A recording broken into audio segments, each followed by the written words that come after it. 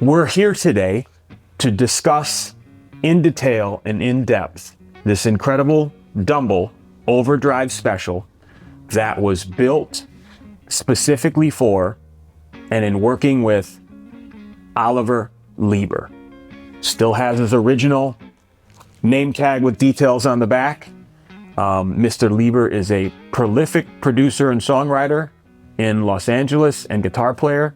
Has himself a handful of #1 hits that we'll drop a little fun detail about later in the video, where one of them was recorded amongst a known property in Los Angeles. Yeah, so let's get going.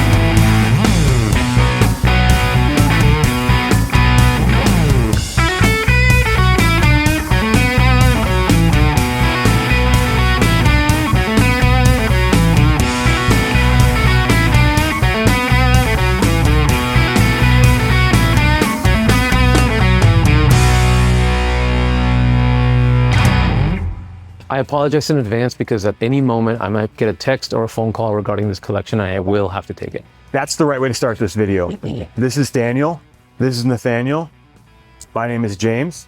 This is the Chicago Music Exchange. And we are going to talk about the most incredible, it's called a line of amplifiers? So, yeah. A lifestyle of amplifiers? We're going to talk about Dumbles. The one we have here, what's the story with this one then? I mean, where to begin, I suppose. Well, let's start here. Yeah. It's an Overdrive Special. Let's just go back and forth. Let's do it. See how long we can play tennis with comments. It's the second Overdrive Special that we've had in 90 days. So we've had the privilege of being able to really compare two, very close together. And the moment I plugged this in, I was like, this is so different from the other one. And I was like, maybe it's because I don't know what the hell I'm doing and I don't know what these knobs do. Yeah. So we immediately contacted our good friend who really knows these very well because he owns a few. A couple good friends at this point to get as much information as we can. And he was like, turn this to this and put this at fix and put this and I was like, okay, this sounds amazing, but man, it sounds different from the last one. Yeah. And then as we dug a little deeper, Andrew found out why. And that is what makes this so interesting to me, actually.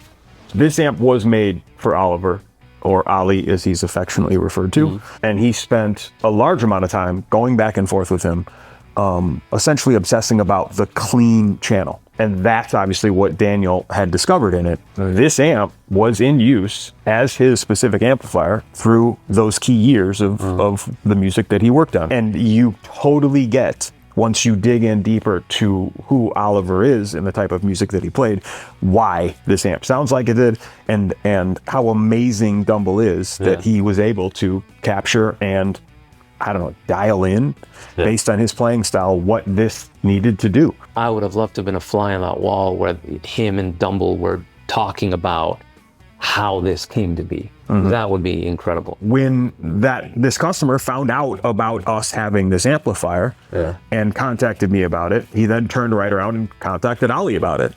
And it was that conversation that hammered home the fact of what this amp would do for that person. That's very different from the other one. Yes, that's very different from the others that he owns. What's extra fun to know while we're here, by the way, I very rarely see an ODS with an actual Dumble cab. Right. And this is an actual Dumble cab that was paired with this amp by Ollie and Dumble together. So that's incredibly rare, right? I mean, I've never seen an ODS with a cab and with the original. I mean, that's Handwritten, that's Dumble's handwriting. Yeah. That's a cute little design that was done. And so I've never seen that personally on an ODS. Yeah. Clearly, you know, it has an EV speaker in there with a giant magnet. Very much, this is meant to be a high headroom, you know, clean machine. In support of what was built on top, specifically. Yeah. So, And even though it's a small cab, it pushes air.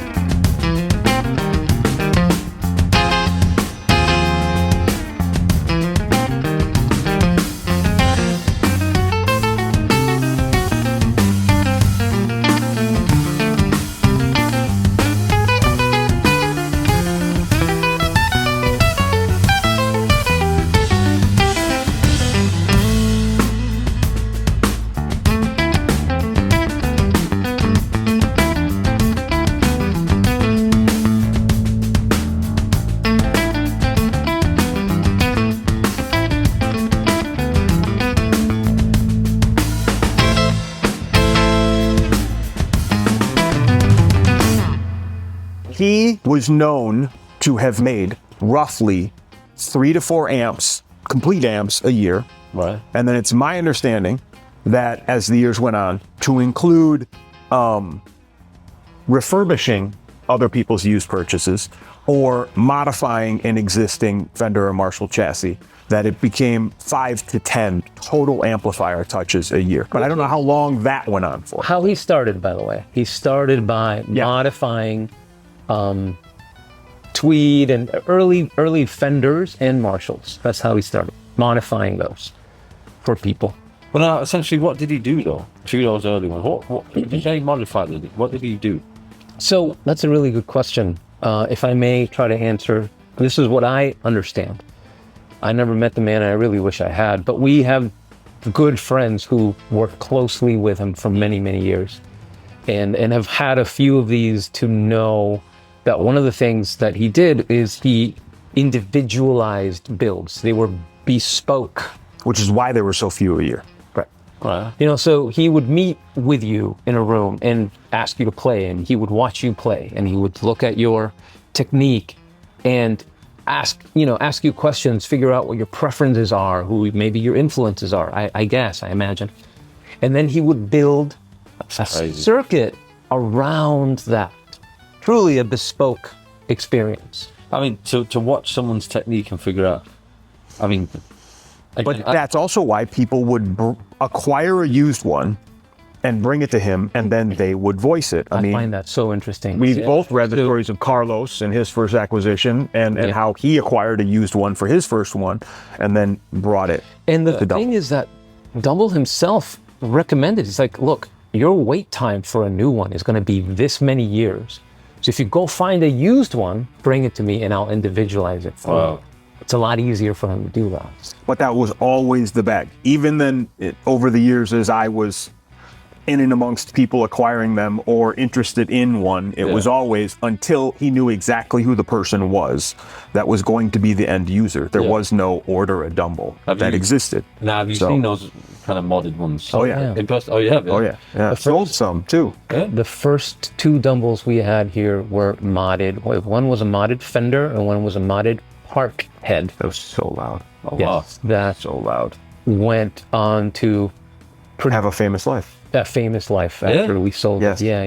Jeez. Saw it again recently, and man, that amp. But that's the funny part, and that's why, again, the Dumble Preservation Society, when we have a Dumble that comes to us or a modified amp that someone's claiming is it, that's the first stop.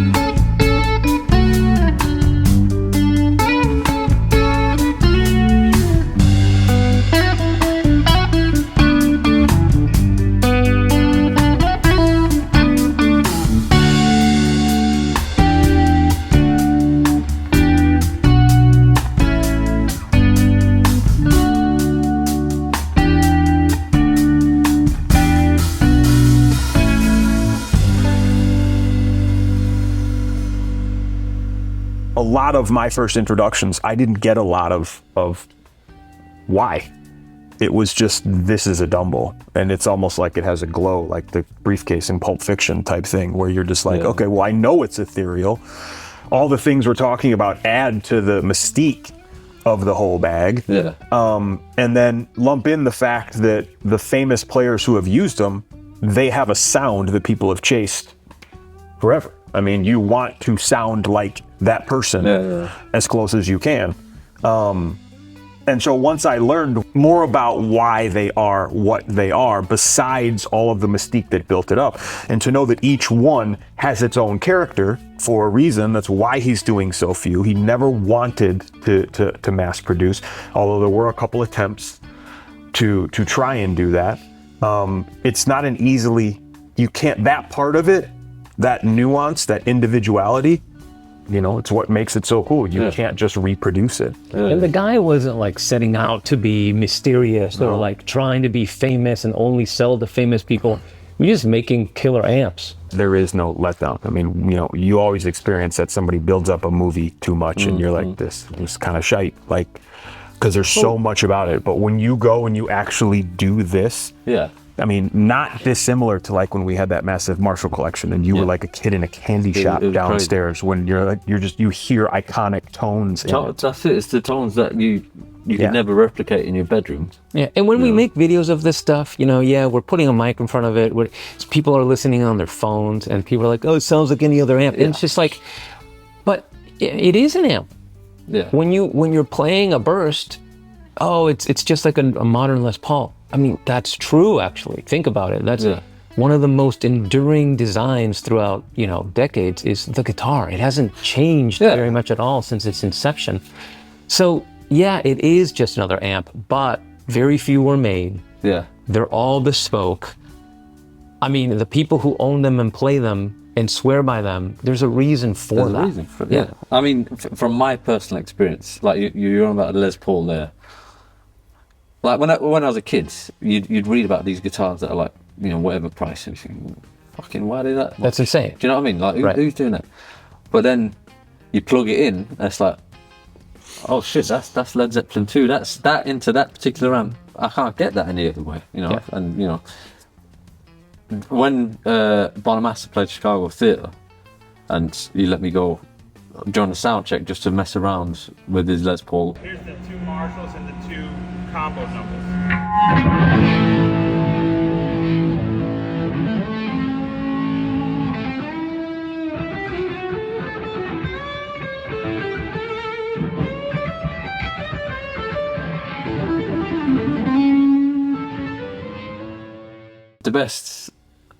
The best tone I've ever heard in my life, and you know, I'll never. But that's why we're sitting here. That's why we're sitting here, because it's worth us in Chicago Music Exchange using the platform to get more and more vocal about the existence, about why.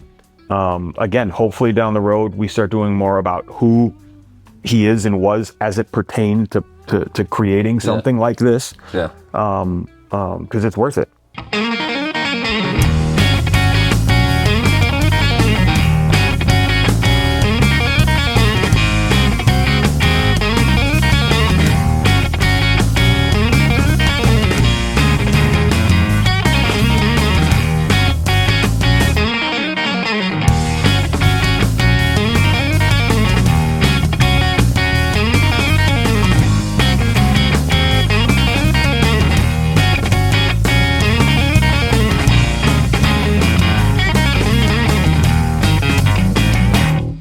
Say someone who buys this, like, it is there like a maintenance kind of thing that you eventually have to be worried about? Say, for example, God forbid, the valve goes. Like, you don't just get any normal valve. But again, the existence of the Dumble Preservation Society is how that will be maintained perpetuity. And so they know that it exists. They know that it's real. They know all of the pertinent information about it. And that in the event someone would need to maintain or repair an amplifier of this caliber, that's your first stop. And then, as you know, a lot of performers that use these have people that they trust, and as any amp tech would be dying to get a look at what's all going on inside of here. At the end of the day, it's a tube amplifier, so it works on some very basic principles that have been around for a very long time. With magic. Yeah. There's also wizardry in there. There's no just doubt. Put that out there. I keep saying the name Dumble Preservation Society, but it's only been around since he passed. You know, they spent a lot of time getting all of the back end together and addressing everything that Dumble had still amassed or unfinished. Yeah.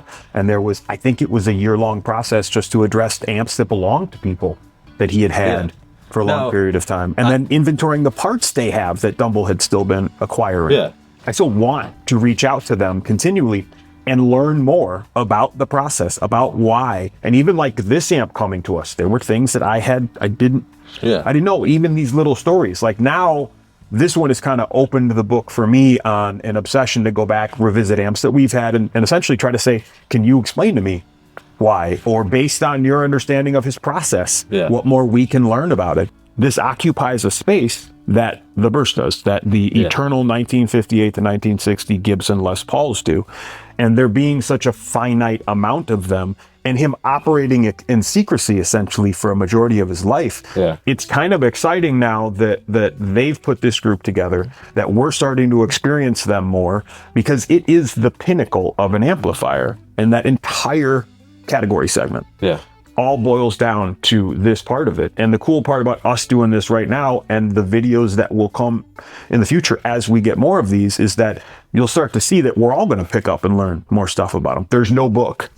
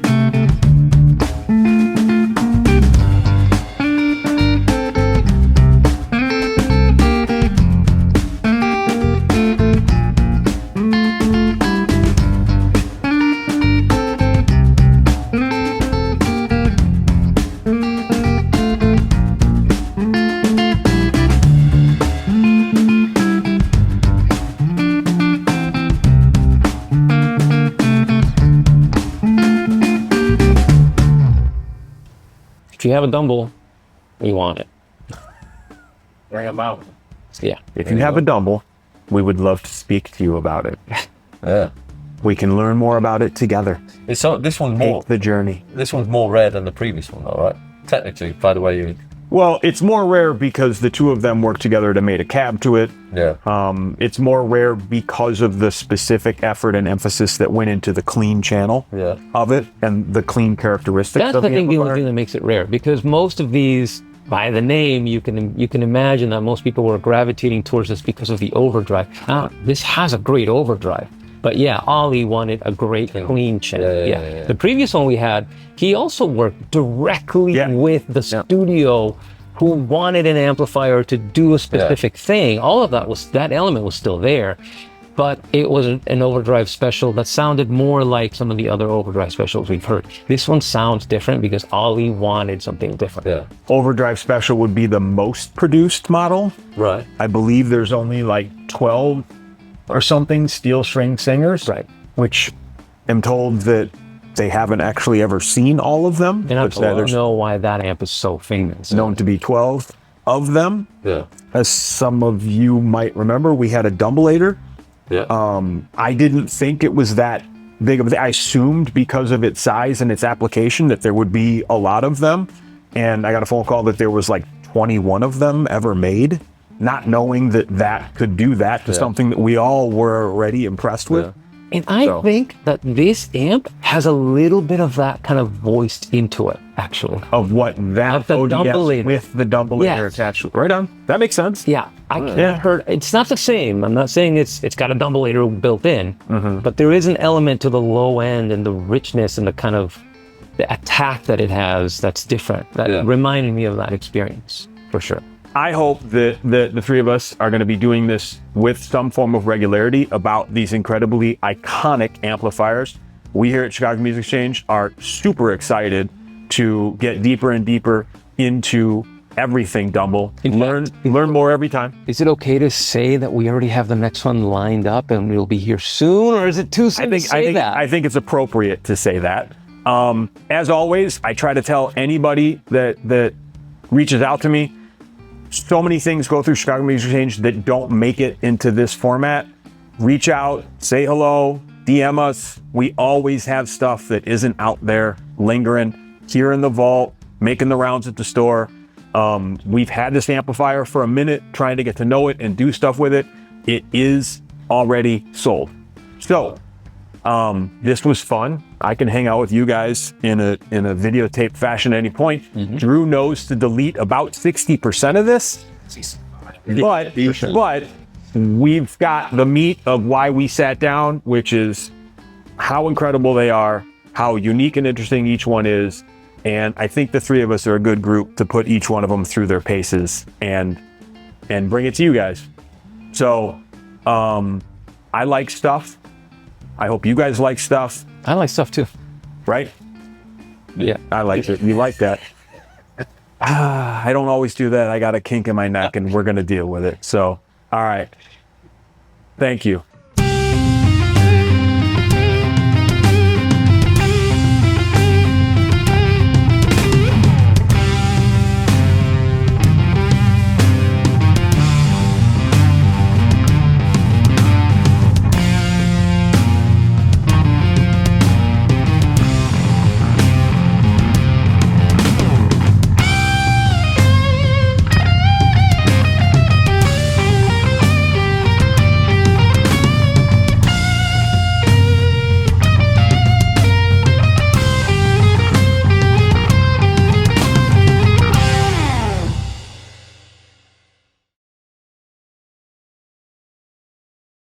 Ollie happened to have written 2 huge #1 hits by Paula Abdul, Opposites Attract and Forever Your Girl.